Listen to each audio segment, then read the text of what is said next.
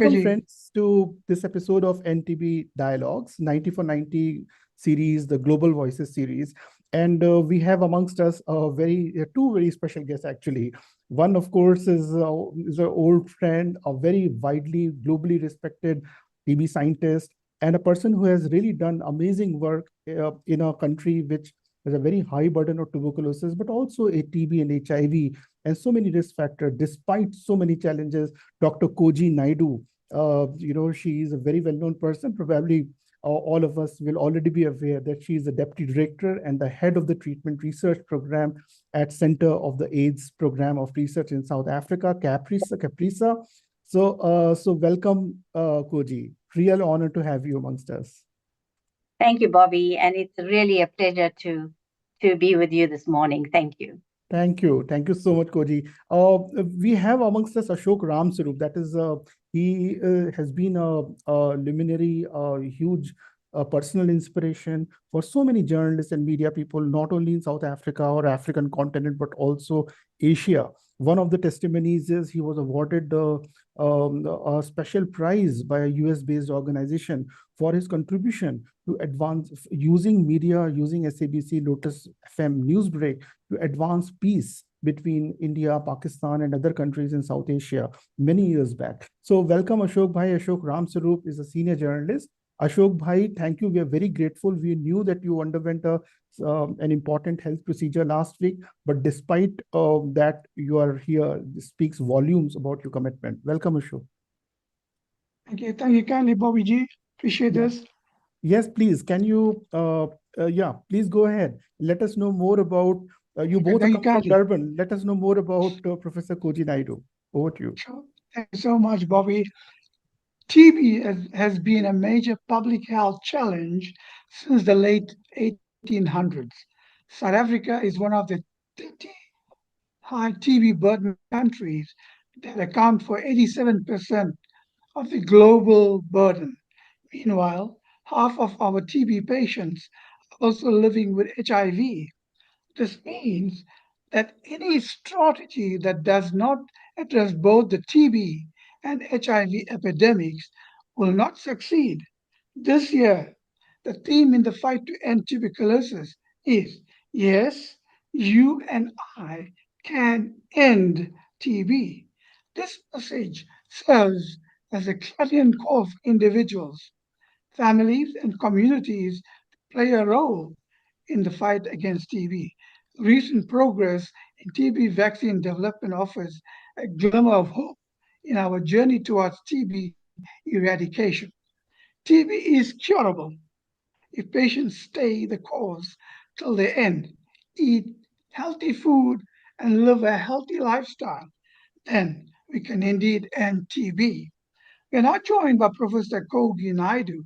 He's a Deputy Director and the head of the Treatment Research Program Center of the AIDS Program Research in South Africa, CAPRISA. Professor Naidoo is also a clinical member of National Drug Resistant TB Clinical Advisory Committee, National Department of Health, South Africa, and Honorary Associate Professor, College of Health Sciences, University of KwaZulu-Natal, South Africa. Professor Naidoo is also on the WHO's TB-HIV Technical Working Group and a board member of the prestigious South African HIV Clinicians Society. She was honored with the coveted 2013 Union Scientific Prize for her contribution to advancing TB science worldwide. A great honor to have you amongst us, Professor Naidoo. Welcome. Thank you very much. Thank you. Thank you so much, Ashok Bhai. It really means a lot. And all our energy and best of wishes for, you are already on healing and recovery way. We really hope to listen more of your, radio voice, as we say, which went on the airways for so many decades. So, Kogie, welcome again. It's really important for us to have you. I know you must be very busy. So, Kogie, can we have your insights on the entry gate to TB care pathway, which is diagnostics? I think we are missing a lot of TB cases. I come from India. I'm in India right now in Delhi. We are missing cases even among those who take a TB test because of microscopy, for example, which underperforms in diagnosing. Despite a WHO call to replace microscopy with molecular testing, upfront molecular testing, the role in India, it is about 21% as per the India TB report 2024, which we read about in the news about a month ago. So 21% in 2023 molecular testing is really very, very low. And of course, we are struggling to reach the unreached. In South Africa also, there are about 80,000 people who are unreached. Molecular testing, I think, is 74% as per the Global TB Report 2023. So please, your insights on why it is important to find all TB, VR2 and TB in South Africa and African continent or globally. Over to you. Okay. Thank you very much for your question, Bobby. Finding TB is central to ending TB. Finding TB is central to reducing the transmission of TB, because when you find TB, you enter people into the diagnostic pathway, you get them into the therapeutic pathway, or in the TB prevention pathway. So if you can exclude TB reliably, you can offer TB preventive therapy. But if you identify TB, you then put patients into a therapeutic pathway towards cure or treatment completion. The goal of this obviously is to save lives of the individual affected by TB, but more importantly, the public health goal is to reduce onward transmission of TB from somebody with the infection to those around them, close household contacts, close members in the community, and close members with which they interact with, because person-to-person transmission through the air is how TB is transmitted. The last decade has seen enormous strides in improved diagnosis of TB. In the past, we've had to wait 3 to 7 days in which to get a smear result, because smear microscopy has been with us for as long as the microscope has been with us. So we first identified TB. We know that Robert Koch identified it in 1882, and more than 140 years ago, right? So it's a long time. We were using the microscope to find TB. But since 2010, the world has moved towards a molecular-based test. In fact, almost every country in the world has adopted molecular-based diagnostics for TB, but it's really about scaling it up and making it accessible to every single person that desires a TB test. So we've had improvements on TB diagnosis using a molecular test by up to 30 to 40%. So the same sputum from somebody that is subject to smear microscopy that now gets subject to a molecular test increases the likelihood of us finding this TB and initiating a person on TB treatment. This is especially important for individuals that when they cough up, do not cough up enough organisms that we are able to identify with microscopy. But with the nucleic acid amplification testing, the detection rate, even in what we call paucibacillary TB, fewer bugs, is that much higher. The technology has been improving in that the detection rate is better. And not only are we just identifying TB, we are identifying resistance, TB drug resistance, with a single test. And that is so important because we know that TB drug resistance requires an alternate approach for drug choices, an alternate approach for duration of therapy, an alternative approach for monitoring treatment response. People with drug-resistant TB face an even higher proportion for mortality, for death. So having molecular tests is important. Having molecular tests that are sitting in a lab far away from people also is not helpful. You need to actually have a test at the bedside to be truly transformative. And we are not there yet, Bobby. We're still far from that. The tests that we have capability of being point of care. However, given that the expense of rolling it out into decentralized primary healthcare clinics, decentralized laboratories, it's still an aspirational goal to take whatever technology we have to the bedside. So we have a replacement of smear microscopy. We have replacement even of culture. where we now can use this expert XDR that will help identify TB drug resistance. There are newer technologies that are emerging that's going to help us identify treatment response monitoring. Is people getting better? Are their sputums clearing? Do we need to go back to the old systems of culture? And so we are moving in that direction. So certainly the diagnostics are improving. Currently, the issue is not just a diagnostic issue. The issue is people and health facilities not identifying TB. TB, we know, classically presents with cough, fever, night sweats, weight loss. 4 symptoms that the community is well aware of. The problem is when you have respiratory infections like we see in colder seasons, people get a common cold. The COVID-19 has confused people because cough is a very dominant feature. And so they think, perhaps it's the flu, perhaps it's influenza, it's something else.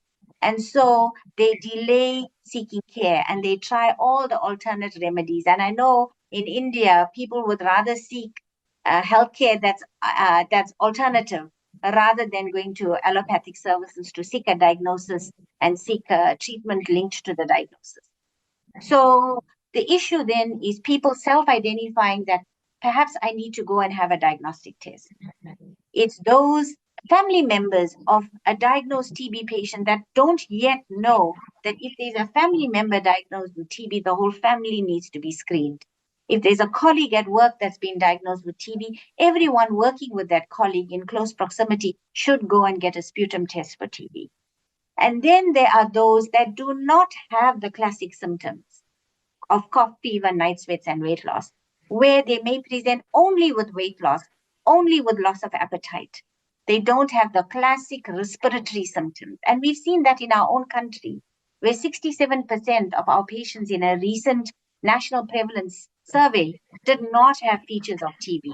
But when their sputum was subjected to culture and diagnostic testing, TB was identified. So the TB that's occurring in what we call asymptomatic individuals are also contributing to this failure to diagnose.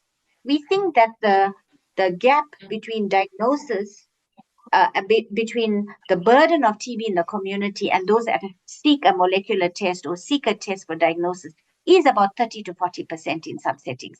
So that means there's a lot of TB in the community that is not yet diagnosed. And so it is important for us to close that diagnostic gap. I'll stop there and take further clarifying questions from you, Bobby. Yeah, thanks a lot, Kogie. This was really so important and really an eye-opener also. Imagine 67%, if I heard correctly, were asymptomatic in South Africa. In India also, Kogie, as you probably already must be knowing, as per the Indian government's National TB Prevalence Survey 2021, 42.6 or 7% were asymptomatic. But out of bacteriologically confirmed cases, more than 2/3 were asymptomatic, which is like really large. In Nepal, I think 70% were asymptomatic as per Nepal government's TB prevalence survey. So this we should come back to this discussion about asymptomatic before, because I have some more clarifying questions. Also because, Professor Guy Marks, who is the president of the union, and he's been a very long time advocate of, trying to share the example of richer nations like Australia, Japan, 50 years ago, 1970s, when they screened everyone with whatever tools they had. And subjected everyone for the TB test so that they can find all the cases and try to bring them to TB care. And they did this year after year after year till the TB rates 50, 60 years ago went to below elimination levels. And even currently, there are countries where TB is already at below the elimination levels, and Australia is another example. So in Vietnam, Professor Guy Marks did a study in a small part called Kamau. I should not say Professor Guy Marks did the study. He was involved, but of course, Vietnamese researchers were the real heroes and heroines who did that very important study. They screened everyone with the molecular testing. They did not have the ultra-portable X-rays 10 years ago. So 10 years ago, 2014, 15, they screened everyone with molecular test, and year after year. And in 4 years, there was a decline of 74% in TB rates. Even in children, the TB rates fell by 50%, half. This is a lot. So I will come back to this because I need your insights on if should we be screening everyone. But before we go towards that, I'd like to talk to you about diagnostic delays. It is really important for people to get tested on molecular test, but diagnostic delays are huge. In some interviews we are doing with homeless people and migrant workers in India, who have completed treatment now. The diagnostic delay was more than a year. In one of the cases was about 3 months. In another case, and Dr. Susmita Chatterjee's study, which has come out very recently, I think it is in PLOS Public Health also. It got published last week, I think. The diagnostic delay was about, I think, 12 weeks. This is a lot of diagnostic delay if we are to stop the spread of infection. So can you please share some insights why it is important to really find early? We have to find early if we have to end TB, as you have already emphasized so much on why it is important to find all. But let us also hear your insights on why it is so critically important to find early and eliminate diagnostic delays. Over to you. So TB is progressive if untreated. Patients may present with symptoms, and if ignored, the TB will spread within the lung itself, forming cavitatory disease. That means they form holes in the lung that communicate with the outside through the airways, enhancing the risk of transmission. The longer the time a person spends not being diagnosed, then the delay there is in getting appropriate treatment, the greater the chance of transmission, the greater the chance of extensive disease in the lung, and the greater the possibility of that TB organism spreading via the bloodstream to other parts of the body, what we call disseminated TB, and presenting with TB abdomen, TB brain, TB meningitis, and so on. And it's a more severe form of treatment with a very high mortality risk and requires far longer, more sophisticated diagnostics, far longer treatment. So there's the risk to the individual, there's the risk to the public. Early diagnosis is important to help mitigate all of those challenges. The delays comes from people not recognizing that they have TB, or they present to the health facility, they don't get offered a test. Sometimes they are offered a test, but the healthcare worker does not educate the patient sufficiently on how to produce a proper sputum sample and not give saliva. We can't diagnose TB with saliva. We can diagnose TB with a proper sputum sample that's coming from within the lung or the lower respiratory tract. Teaching patients how to give a proper sample is important for us to enhance our ability to catch the TB. Thereafter, the healthcare worker or the patient themselves will not seal the sputum jar adequately, so there's leakage of sputum. The leakage of sputum means that there's insufficient volume of sputum to run a diagnostic test when that sample gets to the laboratory. And that then contributes to delays from the time the patient enters the health service, offers a sputum test, and then goes in and gets a molecular diagnosis. Then with COVID-19, we had such sophisticated mechanisms of linking people to a result. We used SMS. There was, there was this huge groundswell of education telling people you must know your status so you prevent transmission to other people. We do not have such a thing with TB.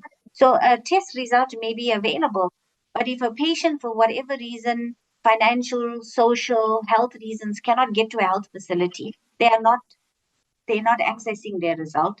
They're not accessing linkage treatment. There are basically delays in getting them onto appropriate treatment as a result of that. So we have issues with poor quality sputum. We have issues with delayed turnaround time of results for whatever reasons, either it's a poor sample or poor access to services. And then the healthcare worker not acting timeously. And the nature of it is that patients will shop. They'll go to the health facility, they'll go to the pharmacy to get a quick fix. They may try an alternate health healer to say, some faith healer or a traditional health practitioner to get something to help them feel better. So they delay coming back for appointments to be linked to their result to start on treatment, thinking that they may get help in other forms of treatment.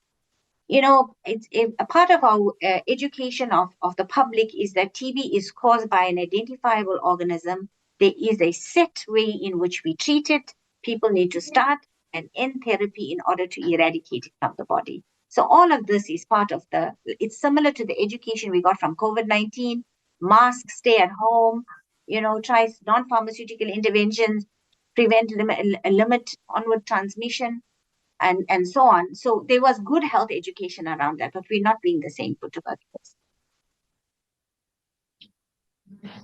Yeah, thanks a lot. Very important again. I think we need to not forget the lessons which we have learned from COVID-19 pandemic, and especially even in resource poor settings, we saw quite a response in terms of whatever they could do in different settings.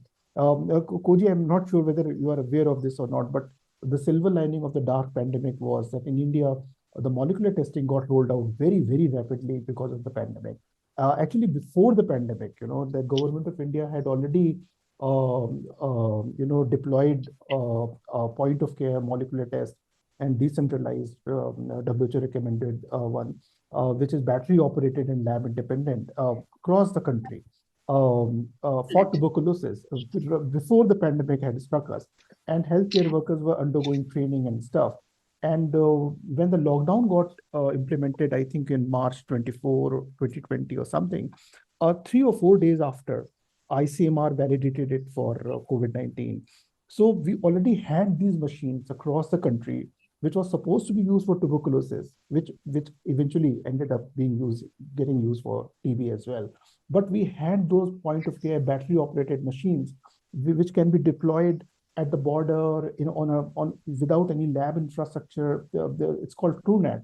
So those TrueNat machines could be deployed across the country. And of course, the scale up of molecular diagnostics has been very huge in India.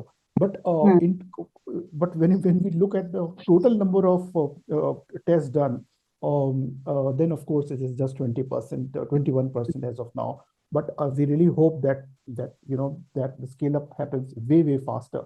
But if you look at the numbers, we are talking of millions. I think 6-7 million molecular tests done every year in a country like India, which is like very amazing. If you see one thing which which was very interesting, you must be knowing it. I was reading the 2017 India's National Strategic Plan for TB elimination, and the projections for molecular tests scale up in 2017. India had passed it by 4 or 5 times more. I think India at that time had estimated 1.5 million. We are already doing 6-7 million tests in the country every year.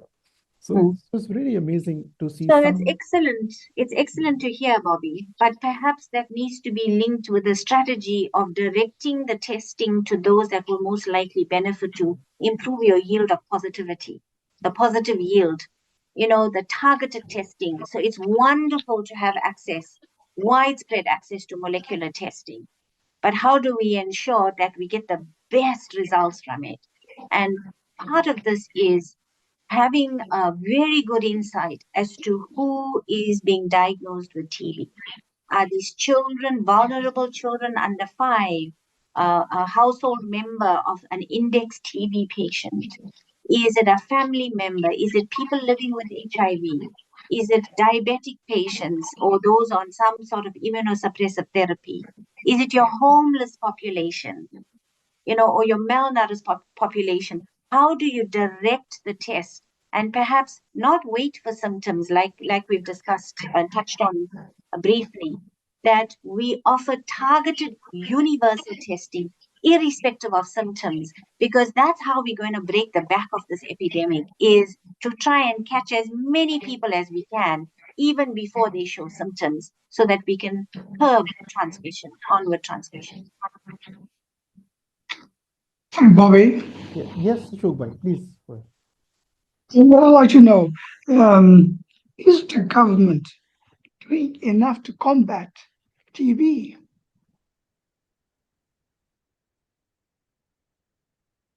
So if that question is directed to me, Ashok, I don't think governments throughout the world are doing sufficient to combat TB. I think that, health budgets are cut up in so many different fragments that we do not have sufficient resources for TB, and we don't have sufficient dedicated effort in preventing TB and in diagnosing TB. Because once you know a person doesn't have TB, that's a remarkable opportunity to put them onto TB preventive therapy to keep them protected, because prevention should be our number one goal. totally agree with While you. we're waiting for a vaccine, that we put people onto preventive Sure. therapy, and to have policies where we do more for targeted universal testing. In a country like South Africa, where non-pregnancy related infections is the number one cause of death in pregnant women, where we know that that is actually tuberculosis. We took a long time before we made universal testing, TB testing, available to pregnant women. The antenatal guidelines in many low and middle income countries was we screen for a host of infections when a pregnant woman comes for services, but we didn't include TB in that package of screening interventions. And that was low hanging fruit, because not only do you protect the mother, you also protect a newborn infant. So there are strategies that we can deploy and investments that we can make. Governments throughout the world have not done enough to aid and accelerate investments in, for example, TB vaccines. And we need TB vaccines. We need an enabling environment to trial out TB vaccines to get us closer to an effective vaccine. So it may not necessarily be in the form of money, but to create an enabling environment in which to get some of this work done. Yes, I totally agree with. Okay, moving on. Is there enough public information for people to understand the importance of the disease? I'm not sure what exists in India, but Ashok, TB is our number one cause of death here in South Africa. But if you travel, South Africa. and if you travel anywhere in the cities, the major cities in our country, our beautiful country, or you travel from our airport towards the cities, there is no billboards. There is no public education on an ongoing basis around tuberculosis. We hear a lot about TB in the run-up to World TB Day that we honor and identify with in March each year, but then we silent for the other 11 months of the year. We do not do enough to enhance public education, even within health facilities, within HIV clinics, where we know our people living with HIV are extremely vulnerable to TB. There is, in the short answer, Ashok, is that there is insufficient education around what are the evidence, the signs and symptoms of TB, and what an individual can do to access a test, access treatment, just to empower people with education so that they can actually identify with the problem and know what to do if they think that they suspect that they have tuberculosis. Thank you for that important information. Yeah, thank you, Ashok. Over to you, Bobby. Yeah, thanks. So, Kogie, I know you must be very busy, and we'll just can we take some few more minutes of yours time? Sure. Yeah. I've got another about 6 minutes or so. Yeah. All right. Okay. So we'll quickly just tell us more about, you're talking about screening everyone. So in India, we are deploying ultra portable X-rays. So in states like Uttar Pradesh, for example, which is really difficult in terms of health, from health indices, we deployed these to screen everyone, and in the villages, and molecular test TrueNat went to the block level, because it can be taken deployed at that kind of a level because of being battery operated, lab independent. So the yield was historic. It was 100,000 more new cases they found last year, just in one state. 100,000 new cases, imagine. And that too from, as you rightly said, where are we looking? So among homeless, among migrant people, among populations which were earlier getting missed. So what are your insights on how can we find screen everyone in settings like South Africa, for example, or other African? Yeah. So, Bobby, South Africa is also evaluating the chest radiograph for TB screening. It can be used as mass screening tool out in the community. And the WHO has approved it as a potential screening tool. But I think what we need to understand is that TB is a great mimicker. So TB in the lung on X-ray looks very much like other conditions that you get. The most important thing of a chest radiograph screening is if it is clear. It is a rule-out test. That if somebody with a clear X-ray, you can comfortably say to them, we can't see evidence of TB, we don't need to do anything further for you. But if we see a spot on the X-ray, then we say, you need to have a test, a TB laboratory-based test so that we can investigate further. So I think it's a very useful tool for mass screening. Symptom screening is also a very useful tool. Surveillance, national surveillance, regular rotating national surveillance helps us identify hotspots, which communities, which geographic locations are facing a disproportionately higher burden of TB compared to others. And let's then target those areas to do mass screening so we get better yield. Other countries adopt a strategy, pre-employment screening for TB, or before some important anniversary event that you would go for a TB screen, annual screening for TB. In large populations such as in India, that may not be viable. So we have to come up with innovative strategies in which we can deliver mass screening. The simplest thing is education. Everyone knows when they need to go for a TB test. Secondly is high-risk groups, diabetics, people living with HIV. These individuals should have annual or on-demand TB testing available to them. And I think the key for on-demand testing, especially with cheap, readily accessible molecular tests, is something we need to start driving. That people should self-select and say, I think I'm at risk for TB, I'm a smoker, or I live in a shelter. I'm going to get a free TB test with a friendly healthcare worker who will help me to get a proper sputum sample and advance. The march forward for more readily accessible and ready-to-read diagnostic tests like an oral swab is actually greatly going to help us to do mass community testing. If we can just swab a tongue swab or an oral swab, and that's going to flag positive, as a screening test for TB, will be an enormous game changer. That means anybody can have a TB test and then based on that, present to a healthcare facility. So I think that in tandem with strategies for mass screening, advances in diagnostics will actually get us closer to the goal of universal testing for TB. Yeah, thank you so much. Thanks a lot, and all the best for the South Africa National TB Conference. The whole world watches that conference. We're really looking forward to that. It's in Durban, right? Thank you very much. Yes, yeah. It's great. In Durban. It's actually in a few weeks' time, so we're really looking forward to it. We too. We have been watching virtually, but great, Kogie. Thanks a lot for joining us. And let us hope what you have just said, new tools, deploying what we know already works, even better, focusing on populations which are more at risk. Let us hope we do all what we can. And of course, while we are advancing R&D for even better tools. So thanks a lot for joining us. Really means a lot, Ashok, that you joined us from Durban. So all the best in terms of health and everything to both of you. Thank you. Thank you. Take care. Thank you, Bobby. Thank you, Ashok. Thank you, all Bobby. the best to you both. Thank you for the lovely Thank work. you, Prof. Thank you. Thank you.